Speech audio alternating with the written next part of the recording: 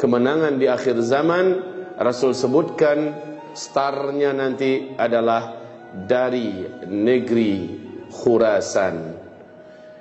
Di mana itu Khurasan? Semua yang ada di sebelah timur daripada Arab, ya. Maka dianya adalah, kalau Khurasan keseluruhan adalah India, Khurasan itu. Irak adalah Khurasan, Iran adalah Khurasan, Afghanistan adalah Khurasan, Pakistan adalah Khurasan, Turkmenistan, Kazakhstan, Uzbekistan, Tajikistan, yang ada tantannya ini semuanya adalah Khurasan. Tetapi Nabi mengatakan ada satu komunitas di negeri Khurasan, mereka memiliki hati seperti gunung. Mereka memiliki akhlak seperti akhlaknya para sahabat. Masya Allah ya, hatinya seperti hati gunung. Kalau mereka berniat ingin memindahkan satu gunung, mereka akan pindahkan. Saking kuatnya hati mereka. Bagi mereka tidak ada yang tidak mungkin. Semuanya kalau sudah ada niat akan bisa diwujudkan. Ini prinsip penduduk tersebut, kata Rasulullah. Dan akhlak mereka seperti akhlaknya para sahabat. Masya Allah. Betapa tinggi Rasulullah mengangkat komunitas kaum tersebut yang ada di Khurasan. Mereka selalu berperang melawan musuh-musuh Allah. Nah, ini ciri khas lagi yang langka ya. Soalnya ada bahasa-bahasa optimis yang diarahkan ke Indonesia. Tetapi dengan hadis ini saya kembali mengulangi bahwa bukan Indonesia. Sebab Rasul mengatakan mereka selalu berperang melawan musuh-musuh mereka, ya. Dan mereka selalu mengalahkan dan tidak pernah terkalahkan. Apakah Indonesia selalu perang? Dah, lama Indonesia tidak perang. Dulu iya, waktu zaman penjajahan Belanda, penjajahan Jepang. Habis itu kita mengalami masa-masa santai, ya. Nah, kaum muslimin yang kami muliakan, lalu yang dimaksud itu siapa? Mereka, kata Rasulullah, bertubuh tinggi-tinggi, jangkung-jangkung. Dan pakaian mereka seperti ini, serban mereka seperti ini, dan bendera mereka adalah la ilaha illallah. Lah, kalau kita lihat ciri-ciri yang disebutkan Nabi, maka terus terang kami katakan kabar gembira itu sedang kita dengar sekarang dan sedang kita saksikan, yaitu Emirat Islamiyah Taliban di Afghanistan. Kaum muslimin, kabar gembira kami sampaikan kepada Bapak Ibu, karena saya yakin banyak Bapak Ibu tidak mengikuti berita. Saya yakin itu.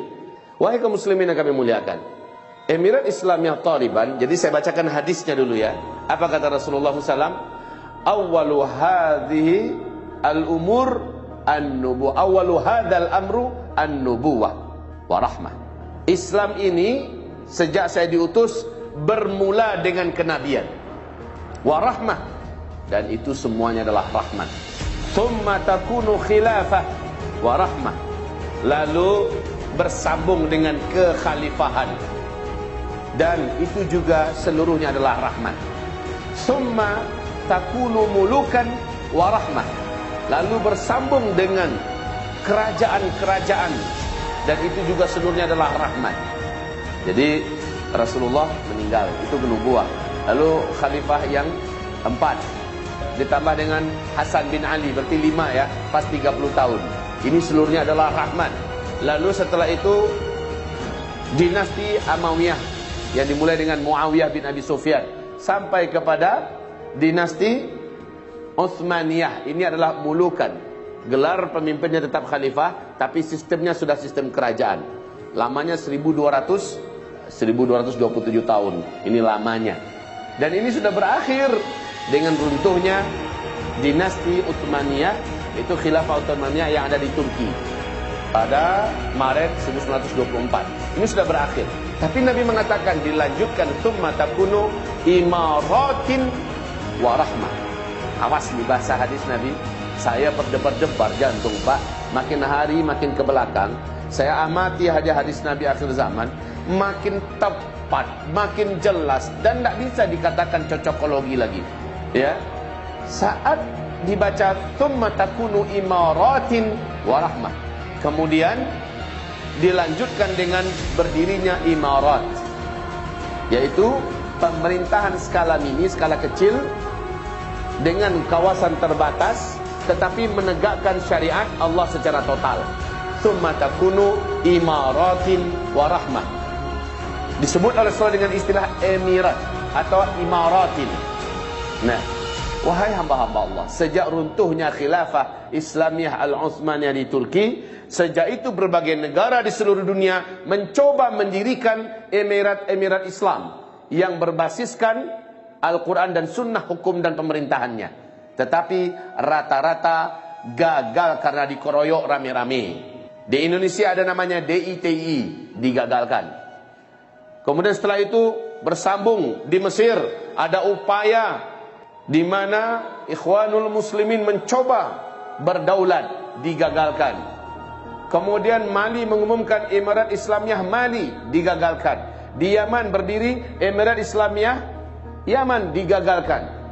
Kaukasus atau Shishan juga berusaha mengumumkan Emirat Islamiyah Shishan, juga digagalkan.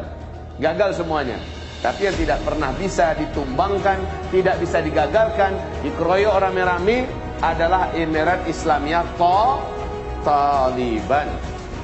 Sejak mereka berdiri, wahai Bapak Ibu yang kami muliakan, sejak mereka berdiri, mereka oleh beruang merah, itu penguasa dunia sebelah timur saat itu, Uni Soviet, mengerahkan semua kekuatan militernya, tentaranya untuk menghabisi Emirat Islamiyah Taliban ini. Saat itu Amerika ikut membantu dan membela Emirat Islamiyah Taliban. Tapi mereka tahu sajalah kita main belakang-belakang aja, Pak. Seluruhnya mengandalkan kepada perjuangan total jihadnya para mujahidin Emirat Islamiyah Taliban. Hancur lebur Uni Soviet. Mereka menjadi negara yang pecah berkeping-keping, kecil-kecil, ya. Lalu yang paling besar sekarang cuma Rusia. Setelah mereka tumbang, Amerika melihat musuh satu-satunya sekarang ini yang paling potensial dan wajib dibasmi adalah Emirat Islamiyah Taliban. Karena dari sana cikal bakal khilafah nanti akan muncul.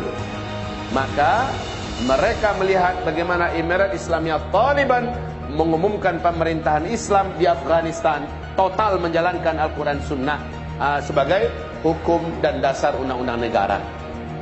Wow, seluruh media dunia sepakat membuli Emirat Islamiyah Taliban, menyebarkan isu-isu pembusukan terhadap pemerintahan Emirat Islamiyah Taliban. Lalu Amerika membuat rekayasa menghancurkan gedung WTC.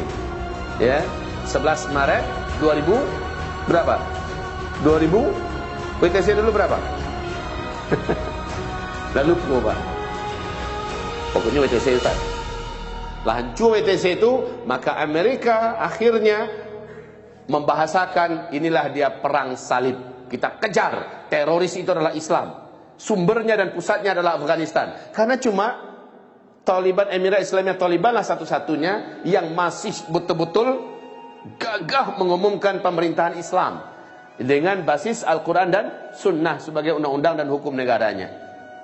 Dengan itu Amerika gerakkan semua PBB dengan pengumuman perang salib. Kemudian mereka minta bantuan kepada NATO.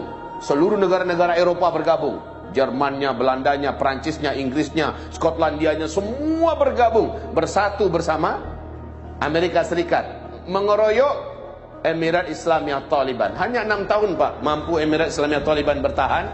Kemudian Emirat Islamiyah Taliban kembali mundur, ya, mundur, dan lalu Amerika membuat pemerintahan boneka yang sekarang dipimpin oleh siapa namanya? Ya, kalau sebelumnya adalah Hamid Karzai, sekarang ini adalah Ashraf Ghani kalau nggak salah namanya, ya. Ini yang sekarang menjadi presiden boneka dengan pasukan mereka sekarang ini jumlahnya 300.000 militer dan ditopang sepenuhnya persenjataannya, alutsista daratnya, udaranya, ya, untuk menggempur Emirat Islamiyah Taliban. Tapi 20 tahun peperangan terlama Amerika Serikat. Ini peperangan terlama, Pak. Amerika Serikat, ribuan tentara mereka mati yang pulang stres dan gila. dan tidak terkira miliaran, ya, ratusan miliar dana mereka habis dalam peperangan terpanjang ini, dan mereka akhirnya angkat bendera putih, nyerah kepada Emirat Islamiyah Taliban. Sehingga Panglima Tempur Amerika Serikat yang bertugas di Afghanistan mengatakan Taliban tidak akan pernah bisa dikalahkan. Itu bahasa dia. Ini baru beberapa hari yang lalu, Pak. Emirat Islamiyah Taliban tidak akan pernah bisa dikalahkan. Padahal itu sudah Amerika, PBB, NATO semua mengeroyok, tidak bisa dikalahkan. Dulu beruang merah, yaitu Uni Soviet, tumbang seluruhnya, hancur berkeping-keping. Lalu diganti oleh Amerika, dikeroyok pakai NATO, ya, semua militer mereka ikut. Tapi seluruhnya angkat kaki dalam keadaan hina dan malu, hina sehina-hinanya. Saya lihat bagaimana video mereka keluar dalam keadaan gagah-gagahnya lagi, Pak. Keluar dalam keadaan malu, ya, tidak bisa bicara apa-apa dan tidak punya daya tawar apa-apa. Amerika terhadap Emirat Islamiyah Taliban, mereka dipastikan harusnya 11 September 2021 ini sudah keluar semua, tapi sekarang mereka percepat. Apa kata Joe Biden? Kami tidak akan lagi mengambil risiko dengan mengirimkan tentara-tentara militer kami ke Afghanistan. Kami tidak akan lagi mengambil risiko. Ya, jadi sudah mereka akhiri. Dari Donald Trump yang begitu garang dan ganas, ciut nyalinya di depan Taliban. Sekarang Joe Biden mengatakan dipercepat. Sekarang semua dari NATO, Pak, sudah hampir seluruhnya selesai angkat kaki. Yang agak sedikit bertahan, militer dari Turki. Itu pun untuk mengamankan bandara Hamid Karzai, demi keamanan diplomatik katanya. Tapi Taliban berkata, wahai Turki, walaupun Anda Muslim, tapi Anda bergabung dengan NATO. Dan kami tidak rela ada pasukan asing di sini. Kami anggap bila Anda tidak keluar, Anda adalah agresor. Anda adalah penjajah, kami akan tempur Anda. Ya, Anda pulang atau kita perang. Itu kata Taliban kepada pasukan Turki. Dan sayang sekali dalam hal ini menurut saya, ya, ini bukan bicara politik yang kosong ya Pak ya, Ibu, dalam hal ini Erdogan masih mencoba mengingatkan Taliban, ya, dan bahasa Erdogan ini masih bahasa orang umum, bukan bahasa orang yang mengerti seluk-beluk yang cerdas. Dalam hal ini Erdogan menurut saya dia sangat lemah, ya. Dalam hal ini sekali lagi Erdogan mencoba untuk membujuk Taliban. Lalu apa kata para pengamat dari Inggris, dari Jerman, dari Amerika? Apa kata mereka? Erdogan harus tahu yang dia hadapi ini siapa. Bukan kelompoknya Bashar Assad, bukan kelompoknya Khalifah Haftar yang di Libya, bukan ISIS yang dihadapi, tapi yang dihadapi adalah Taliban. Maksudnya apa mereka bicara? Yang dihadapi adalah jago perang tak terkalahkan. Siapapun Turki, ya, jangankan Turki, Uni Soviet saja hancur. Jadi dalam hal ini semoga Turki saat pertemuan nanti dengan Taliban mendapatkan jalan yang baik buat mereka. Jangan mereka mau diadu sama Muslim. Dan Taliban sudah final. Kami akan mau menjalin diplomatik dengan negara manapun, tapi tidak militer mereka ada di negara kami. Itu prinsip Taliban. Sekarang Taliban resmi mengumumkan di televisi dan mengumumkan kepada dunia mereka telah menguasai 85% dengan sangat cepat. Bersamaan dengan pengumuman Joe Biden bahwa tentara mereka akan ditarik seluruhnya dari Afghanistan, Taliban langsung menyapu bersih semua distrik-distrik yang ada. Ratusan distrik berjatuhan ke pangkuan Taliban. Dan rakyat berseru dengan penuh takbir, dengan penuh gembira. Ya, bagaimana perbatasan-perbatasan juga dikuasai kembali oleh Taliban. Lalu larilah tunggang langgang, bahkan banyak pasukan demi pasukan, batalion demi batalion pemerintahan boneka ini yang sudah tidak didukung lagi oleh Amerika, sudah tidak didukung lagi oleh NATO dan sebagainya, menyerah. Mereka serahkan senjata, mereka serahkan seluruh amunisi, alutsista yang ada, mereka serahkan semua, mereka menyerah. Yang menyerah dibiarkan oleh pasukan Mujahidin Afghanistan, Emirat Islamiyah Taliban. Dibiarkan, pakaian Anda dilucut, Anda jadi rakyat. Yang mau bergabung menjadi tentara, kami akan sortir, dididik dulu agamanya, baru dijadikan sebagai Mujahidin. Kalau mau jadi rakyat biasa silakan, tapi kalau masih perang, kami akan berikan kepada Anda. Lu jual, gua beli, gua borong. Itu bahasanya Pak. Nah sekarang wahai hamba-hamba Allah yang kami muliakan, Cina mau mengadu untungnya di Afghanistan. Kalau memang itu terjadi, Insya Allah mereka akan habis tandih di sini, sebagaimana habis tandasnya Uni Soviet dan Amerika, NATO dan sebagainya. Hamba-hamba Allah yang kami muliakan, jadi kita kembali kepada hadis Nabi, tsumma takunu imaratin wa rahmah. Sekarang Emirat Islamiyah Taliban mengumumkan kepada pemerintah, boneka, yuk kita berunding, nggak usah perang, baiknya kalian nyerah saja. Pemerintahan Afghanistan ini kita kelola dengan pemerintahan asli Islam total secara kafah. Kalian nggak usahlah perang dengan kita. Kita ikut hidup rukun dan damai. Mana-mana yang hebat di antara kalian kami pakai, ya. Mana-mana yang berkualitas di antara kalian kami manfaatkan untuk kebaikan pemerintahan Islam ke depan. Tapi kalau kalian mau perang, kalian sudah tahu kalian tidak akan sanggup melawan kami. Berkali-kali dibujuk, kita nggak usah perang di kota ya. Kalau memang kalian mau perang, yuk keluar. Banyak akhirnya kota-kota yang jatuh dengan diserah gubernur menyerah, ya, menyerahkan semua militernya menyerah. Itu sudah banyak di Afghanistan pada hari ini. Sehingga seluruh pengamat dan ahli militer dunia berkata, dalam waktu dekat seluruh Afghanistan akan jatuh ke tangan Emirat Islamiyah Taliban. Allahu Akbar. Nah, apa yang akan berdampak ini, Pak? Sekarang kalau Taliban menjadi pemenang, dia menjadi pemenang yang mutlak dan absolut. Pemenang yang total dan tidak akan ada lagi negara yang berani menyerangnya, memeranginya. Bagaimanapun bentuknya. Sebab yang dihadapinya, Pak, bukan negara kacang-kacang. Yang dihadapinya adalah dua negara superpower dan dua-duanya kalah memalukan. Jadi siapa yang berani melawan lagi? Siapa yang berani menentang lagi Emirat Islamiyah Taliban? Tidak ada. Kemenangan besok ini adalah awal kemenangan Islam. Demi Allah, itu awal kemenangan Islam. Cita-cita pertama daripada Emirat Islamiyah Taliban setelah merapikan negara, setelah menenteramkan dan mensejahterakan rakyatnya, pendidikan kembali berjalan, semua kehidupan kembali tenang, ya. Mereka mempersiapkan pasukan 20.000 pasukan elit untuk memerdekakan Masjidil Aqsa. Itu cita-cita mereka setelah mereka menyelesaikan mengamankan seluruh Afghanistan. Allahu Akbar. Wahai kaum muslimin yang kami muliakan, maka teringatlah oleh saya, pasukan yang akan memimpin, pasukan yang akan menjadi bala tentaranya Al-Mahdi di akhir zaman adalah dari Khurasan, kata Rasulullah. Pasukan yang selalu berperang dan selalu menang dan tidak pernah dikalahkan. Maka siapa itu, Pak? Bendera mereka adalah bendera La ilaha illallah.